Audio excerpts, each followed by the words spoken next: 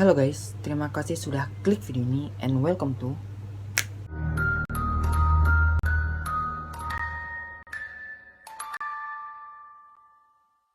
ketika kita mendapat gangguan mistis atau gangguan horor dari makhluk yang tidak kasat mata.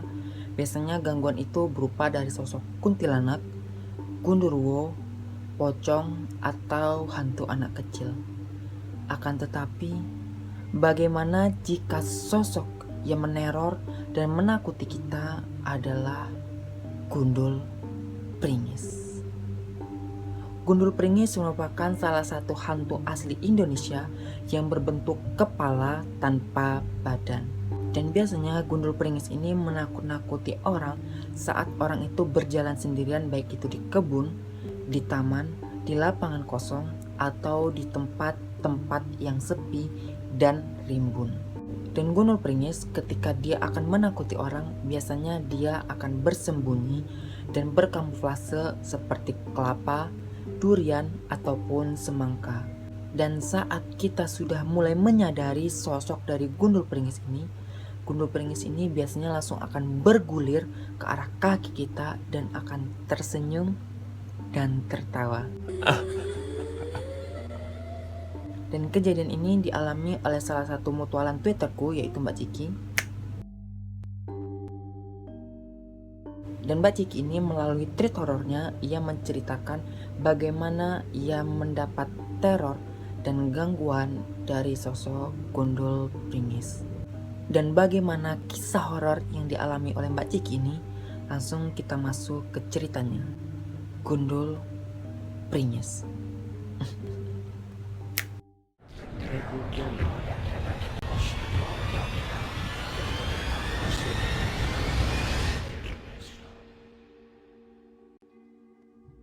Kejadian horor ini dialami oleh Mbak Ciki ketika dia disuruh ibunya untuk pergi ke warung sayur sekitar pada pukul 5 pagi.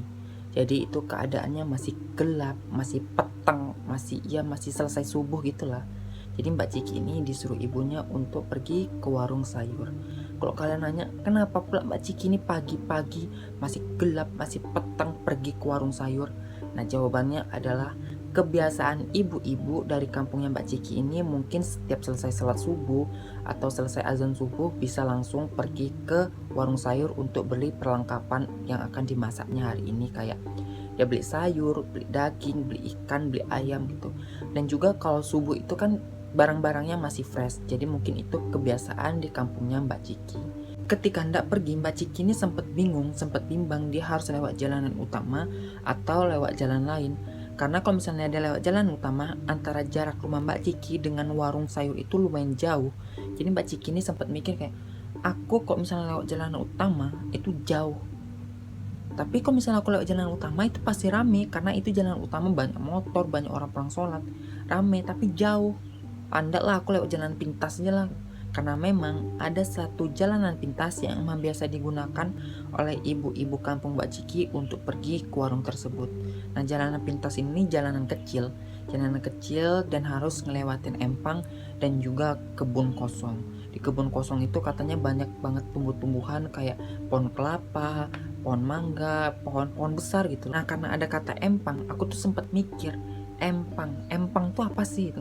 Karena kalau di kampungku empang tuh artinya got kecil gitu, kayak saluran air kecil. Nah, itu namanya empang kalau di kampungku. Jadi aku nanya lah sama kawanku, menurut kau empang tuh artinya apa? Katanya empang itu kolam ikan, tempat penampungan ikan gitu. Tempatnya kolam ikan lah, itu namanya empang. Makanya ya aku sempat nggak masuk dalam ceritanya. Jadi aku bikinin denahnya kurang lebih kayak gini. Jadi ya udah Mbak Ciki ini memutuskan untuk lewat jalanan pintas itu aja. Nah, pergilah Mbak Ciki ini lewat pap. Nah, ketika mau masuk ke jalanan pintas itu, Mbak Ciki ini ngeliat biasanya jam segini ibu-ibu banyak yang lewat, tapi kok ini nggak ada ibu-ibu yang lewat satupun. Kemana? Nah, kebetulan hari itu ya emang harinya mendung, jadi situasi di situ lebih gelap dan lebih dingin.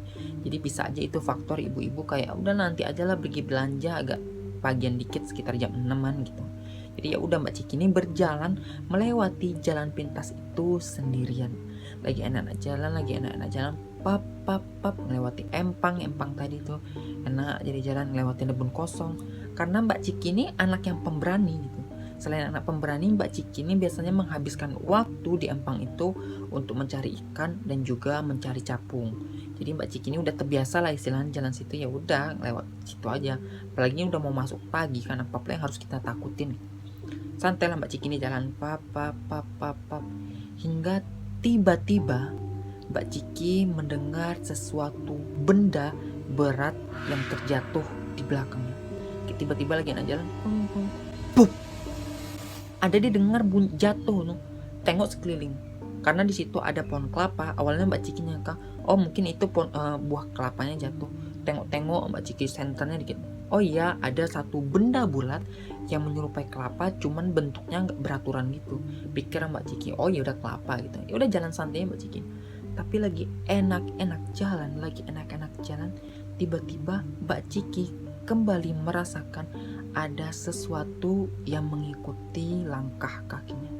Kan kalau misalnya kita ngelangkah itu atau berjalan itu kan bunyi daun-daun kering tuh. Nah Mbak Ciki setiap ngelangkah satu itu bunyi kayak ada benda yang bergerak di belakangnya nyenggol daun-daun kering itu. Mbak Ciki yang mikir itu awalnya mikirnya mungkin oh itu mungkin kucing gitu, oh itu mungkin tikus kebun itu kan. Udahlah aku nggak habis pikir loh, orang aku biasa lewat sini, aku harus berani ya Mbak Ciki. Masih slow Mbak Ciki itu, masih kayak mampus kau lah itu. Berjalan lagi Mbak Ciki, pek 3 langkah suara itu semakin krek. Lihat Mbak Ciki ke belakang, yang dilihatnya itu adalah sosok kelapa gitu, kayak dari jauh diperhatikan Mbak Ciki. Itu kelapa yang tadi kok nyampe sini pula, bikin Mbak Ciki kan kayak tadi kelapa di sana nyampe sini. Anda habis pikir mungkin emang ada kelapa lain situ. Masih positif thinking, berjalan lagi Mbak Ciki. Pap, kali ini percepatnya langkahnya. Pak. Dan tiba-tiba kalian tahu sosok kelapa itu mengikuti cepatnya langkah kaki Mbak Ciki. Semakin Mbak Ciki cepat melangkah, kelapa itu semakin cepat pula bergelinding. Dan Mbak Ciki setelah melihat ke belakang, dia sempat terdiam karena kembali memperhatikan sosok yang dianggapnya kelapa tadi. Tengoknya baik-baik. Kelapa itu kelapa. Dia coba masih positive thinking, itu kelapa. Tapi kelapa kok berambut? Diperhatikan dan tiba-tiba sosok yang dianggapnya kelapa tadi langsung berbalik menampakkan wajahnya, dan benar itu adalah sosok kepala. Kalian bayangin, kalian lagi enak-enak berjalan tiba-tiba diikutin sama sosok kepala tanpa badan. Kan tadi katanya Mbak Ciki ini kepala itu menghadap ke arahnya. Tidak hanya menghadap ke arah Mbak Ciki, sosok kepala itu juga tersenyum dan tertawa.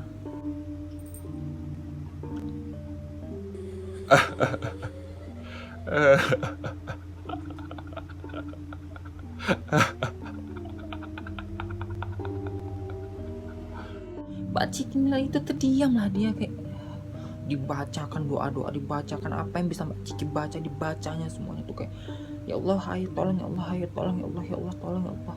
Akhirnya dengan sekuat tenaganya Mbak Ciki bisa menggerakkan badannya dan lari kembali ke arah rumahnya. Dan gimana kepala tuh? Kepala tuh terus bergelinding ngikutin kemana langkah kaki Mbak Ciki ini sambil tertawa terbahak, kayak bergulir terus dia ketawa kayak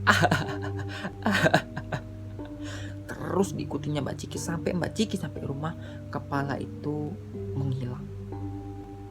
Dan setelah kejadian itu Mbak Ciki nggak mau lagi lewat jalan pintas itu, walaupun hanya sekedar nyari capung, nyari ikan, itu Mbak Ciki nggak mau lagi. Mantap Mbak Ciki. Dan juga Mbak Ciki ini memberi kesaksian, katanya kebun yang dilewatin di dekat empang itu emang kebun yang terkenal angker. Karena ada salah satu pohon di situ katanya udah beberapa kali ditebang namun tidak bisa ditebang. Ditebang berapa kali nggak bisa, ditebang berapa kali nggak bisa. Akhirnya dibacakan doa, bisalah akhirnya pohon itu ditebang. Dan dari kejadian itu Mbak Ciki sekali lagi tidak mau lewat situ. Gimana?